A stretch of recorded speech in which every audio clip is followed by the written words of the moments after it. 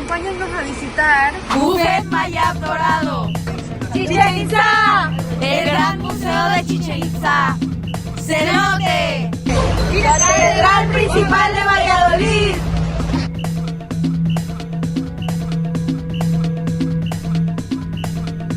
Y esto fue lo que desayunamos. El lugar, específicamente el buffet, tenía una variedad complementaria de alimentos, tenían una gran atención y excelente personal. Alrededor de las instalaciones observamos un bar, alojamientos con símbolos del calendario maya, el pib, que es un horno maya, y lo que a mí más me llamó la atención, el sacbé. La palabra sacbé viene sac de blanco y bé de camino. Eran caminos elevados, también muy rectos, y que los antiguos mayas construyeron para conectar sus ciudades, templos o diferentes grupos arquitectónicos. Para su construcción usaban sascap, la tierra blanca o caliza. Piedra, cal y otros materiales eran de utilidad hasta simbólica, ritual y además de práctica, ya que su color claro reflejaba la luz de la luna, lo que podría haber facilitado su uso durante la noche. Durante ese mismo camino encontramos las famosísimas jícaras, que son recipientes hechos del fruto del árbol de Crescentia cujete, conocido como jicarero o calabazo. Cuando el fruto se seca y se vacía, queda una cascarita dura que sirve para vasija natural. Están presentes en todo México y muchas partes de Mesoamérica. Servían y sirven para bebidas tradicionales, rituales y ofrendas, medicina tradicional, guardar alimentos, decoración y para bañarse. De hecho, ahí viene la frase que muchos conocemos, que es bañarse a jicarazos. Durante el recorrido por las instalaciones encontramos un temazcal en forma de tortuga. Este está hecho de piedra. ¿Y cómo funciona? Bueno, en el medio hay un hueco y en ese hueco se ponen piedras calientes. Eso se cierra con un petate, que les vamos a poner una foto aquí. Entonces la gente entra por aquí y puede hacer, se usaba antes para hacer rituales, para hacer ceremonias o para hacer tipos de limpias como los mayas lo hacían, y pues vemos que está súper bonito porque representa a una tortuga. En Mérida se les conoce como sillas tú y yo o sillas confidentes, y son ese modelo de hierro forjado donde las dos personas quedan sentadas de frente pero sin necesidad de estar muy cerquitas. Cuando Yucatán empezó con su boom en enero y la ciudad se llenó de arquitectura de estilo francés, los yucatecos adoptaron también este tipo de mobiliario para embellecer parques y avenidas. Les encantó la idea de tener un asiento que permitiera cortejar, platicar o chismear sin que se viera mal en esos tiempos. Chichén Itzá significa la boca del cenote de los Itzá. Itzá es una civilización maya. Esto significa los brujos del agua. Entonces podremos decir que se llama la boca del cenote de los brujos del agua. En 1988 la UNESCO lo nombró Patrimonio Cultural de la Humanidad.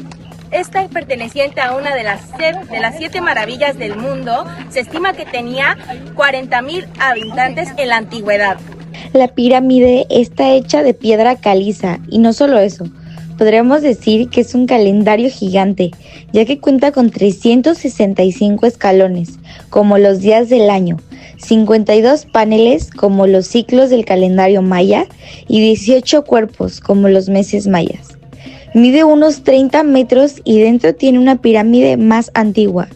Recordemos que la pirámide está dedicada a Kukulcán, la serpiente emplumada, y durante los equinoccios, el de la primavera y el de otoño. La sombra obtiene cierto ángulo por el atardecer, en donde si observamos el equinoccio de primavera, sabremos que la luz forma el cuerpo de la serpiente que baja por la escalinata norte hasta unirse con la cabeza de Kukulcán, y en el equinoccio de otoño pasa lo mismo, pero representa el regreso o la subida de la serpiente. Nos encontramos ahora en la zona del juego de pelota, también conocido en maya como Poc Tac Poc. ¿Por qué este nombre? Porque pues evidentemente cuando sonaba la pelota decía Poc Tac Poc. Entonces pues se basaban mucho en el nombre como se escuchaba. Y bueno, ¿en qué consistía? Era meter en ese grito que ven por ahí, ese mismo, ahí tenían que meter la pelota. Y los ganadores eran sacrificados en honor a sus dioses. En cambio, los perdedores tenían un castigo divino. Y no solo eso, igualmente observamos el gran templo de los guerreros. Es un gran complejo ceremonial construido por los mayas con fuerte influencia tolteca. Está justo al lado de la pirámide de Kukulcán y es una estructura monumental dedicada al poder militar, religioso y político. Es enorme, pues tiene una pirámide principal de varios niveles. En la cima está un templo con columnas. Al frente y a los lados hay cientos de columnas alineadas, formando un espacio conocido como el grupo de las 1000 columnas. No son 1000, pero se parecen. Los elementos más destacados son el chacmol, las columnas de guerreros y el salón de las 1000 columnas.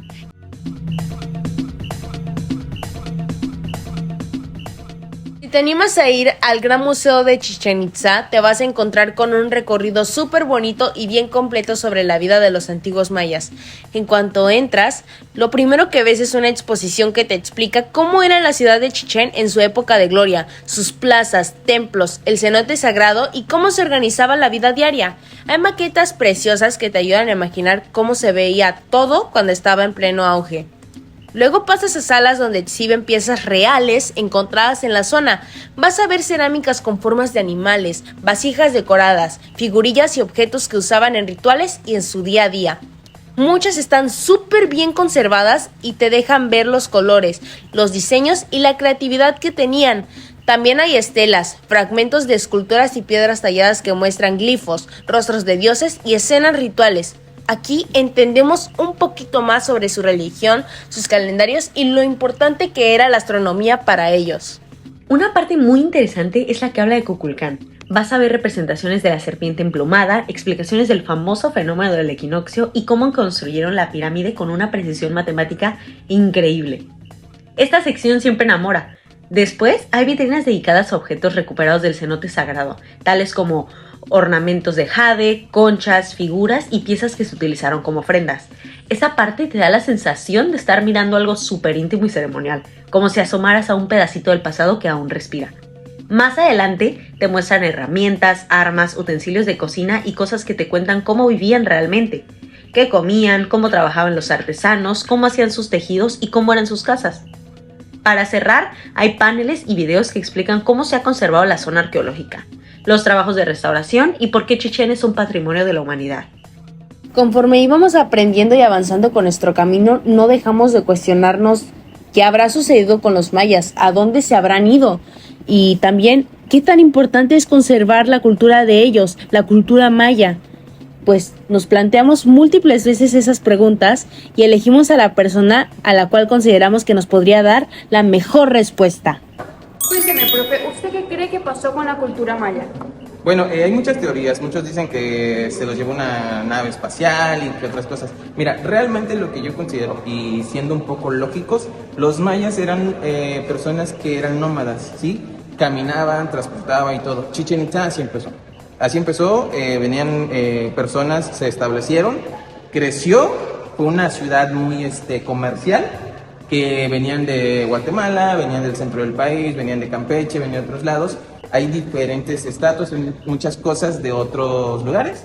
Y yo lo que realmente creo que los mayas simplemente se trasladaron a otro punto, caminando como nómadas, y así fue. Ok, ¿y qué tan importante le parece a usted conservar lo que es la cultura maya?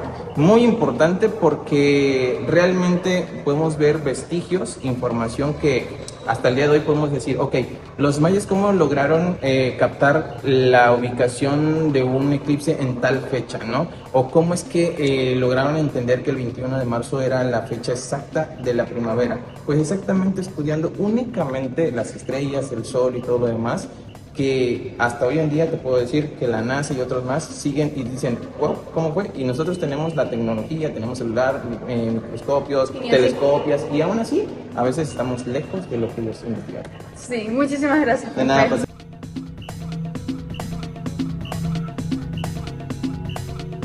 Actualmente los cenotes son muy reconocidos por su increíble estructura y su autenticidad, convirtiéndose en un lugar turístico.